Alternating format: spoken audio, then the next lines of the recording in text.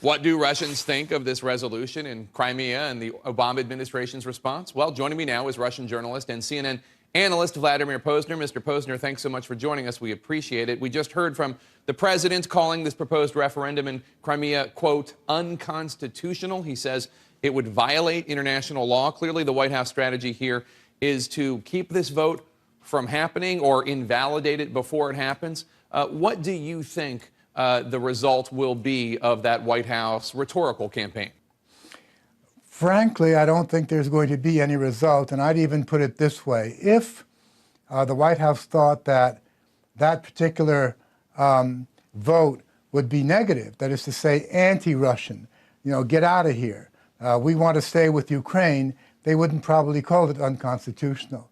They know that the result is going to be not what they would like it to be, because the majority of people living in the Crimea, 60%, are Russians. They're very pro-Russian. And as you know, Crimea used to belong to Russia before Nikita Khrushchev back in 1954 gave it to Ukraine, when that didn't mean anything because it was the USSR. So it didn't really change anything at all. And then suddenly when the country fell apart, it turned out that what once belonged to Russia, that is to say, namely Crimea, now belonged to Ukraine. And a lot of people have been unhappy with that. And clearly that referendum is going to take place, and the vast majority of people are going to say, we want to be part of the Russian Federation, which, in my opinion, is a pretty dangerous thing. Why do you think that's a dangerous thing?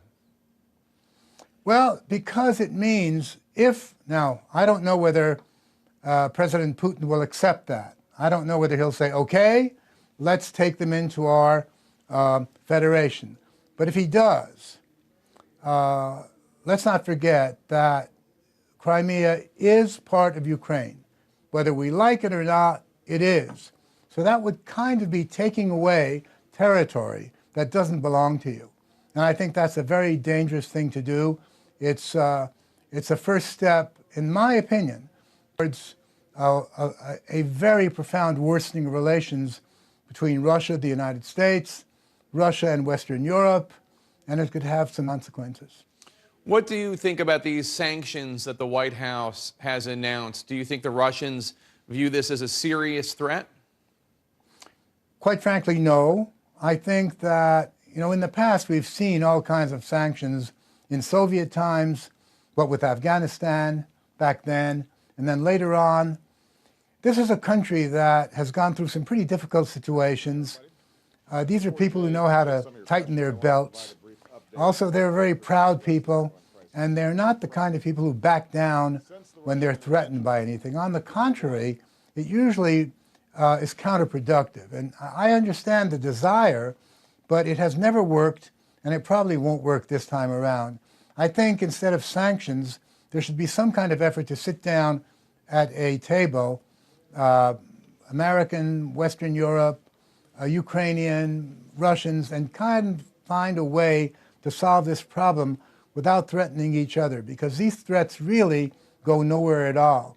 And, taking, for instance, revoking visas for certain Russians who are seen to be part of something the United States doesn't like. So what? Who cares about that? There's a certain number of Russians who won't be able to go to the United States.